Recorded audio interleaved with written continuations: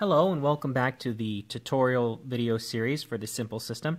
In this installment I'm going to be talking about damage and death. So you've done your best to try to avoid taking damage from an opponent, however his attack got through, so now you're going to take some damage. How much damage do you take from an attack? Well, let's go ahead and flip an example here. Let's go ahead and say that he attacked you and this was his result. Here you can see he beat your defense, whatever it happened to be. Let me just go ahead and flip a card here. Okay, so you can see his checks beats your strikes, so you're getting hit by this attack, unfortunately. How much damage did he actually do? Well, let's go ahead and use our security guard as the opponent here who attacked you.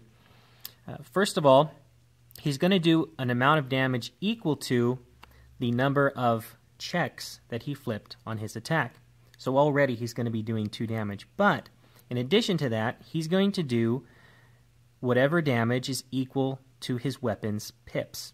What do I mean by that? Well, if I look here at his card, I can see here, okay, as an opponent, he's packing a revolver, and the ranged weapon logo next to the revolver is yellow. That means that his weapons pips are going to be the yellow pips that appear on the card that he flipped.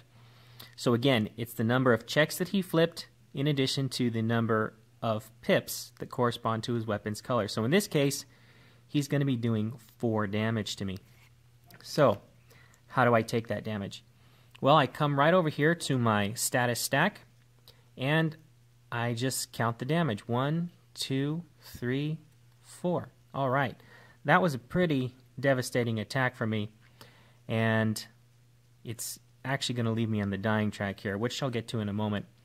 But in order for me to go ahead and lose those life points, it's very easy for me to do. Well, it's painful for me to do, but it's easy for me to do it. All I have to do is take those cards and give them back to the Game Master.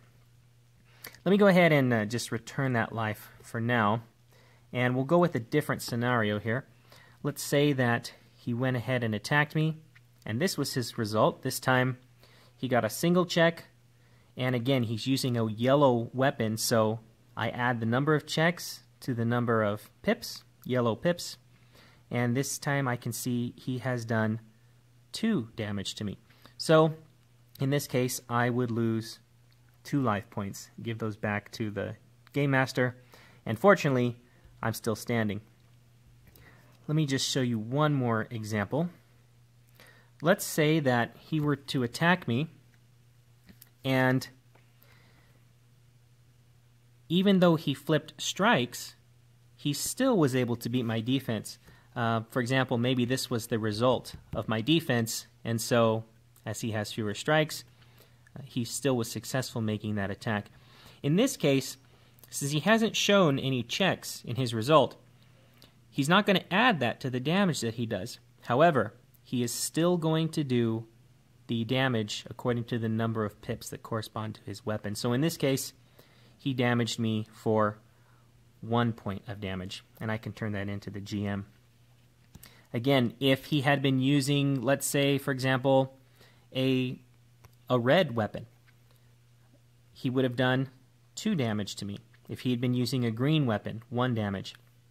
So it's very easy to see in that original attack that was made, either by a character or by an opponent, exactly how much damage is done on that very same card that was flipped.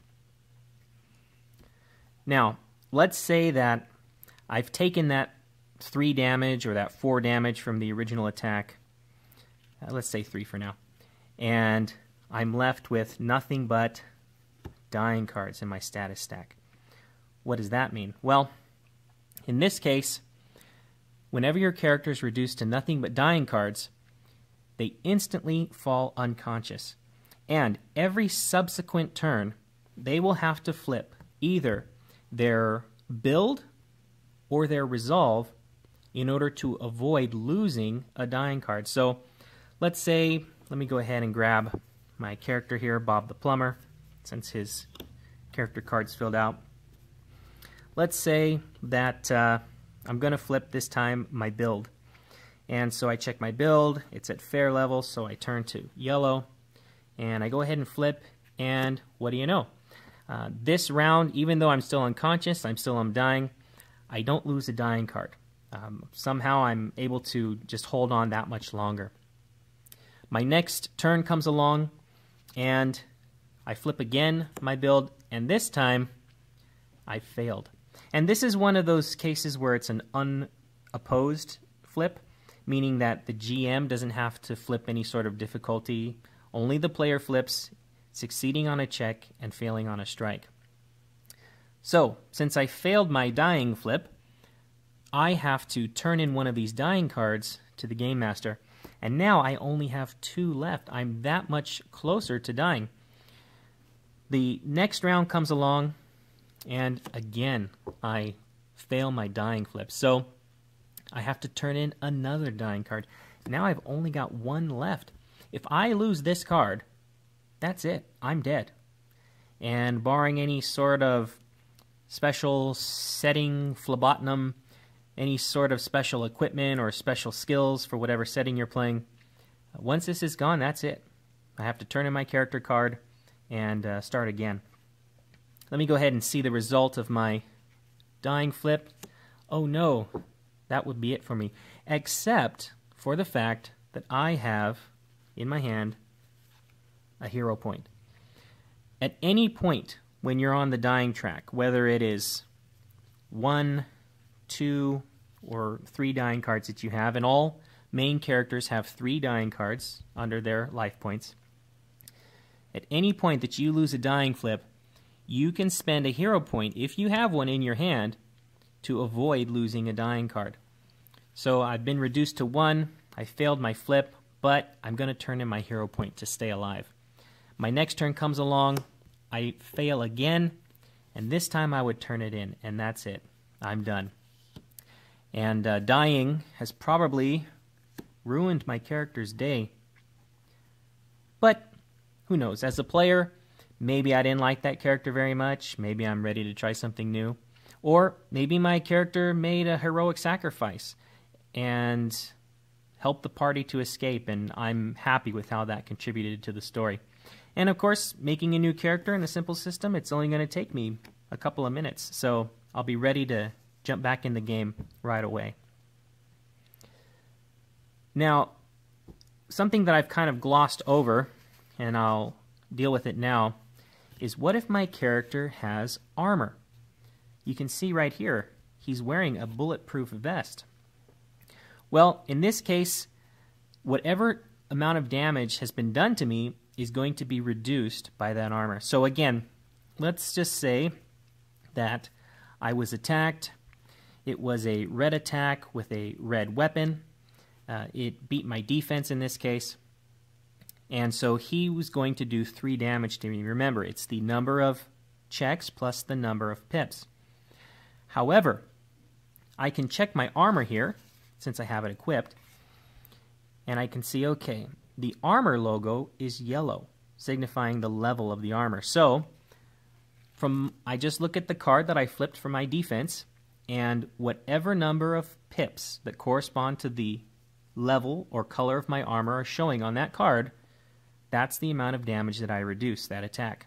So instead of doing 3 damage, it would only do 2 damage, basically allowing me to stay standing just a little bit longer. Again, I didn't have to flip anything extra to figure out the effect that my armor had. I look at that very same card that I flipped for my defense, and I use the information from that in order to reduce the damage. Okay, so that sums it up for damage and dying in the simple system. As you can see, it's very straightforward. After you take just a couple minutes to become familiar with it, it's very easy to keep track of your life points, of how close your character is to dying, and how your armor is going to affect the amount of damage that's done to you. Thank you for tuning in to this tutorial, and please be sure to continue watching my tutorial videos for more information on how to play the simple system.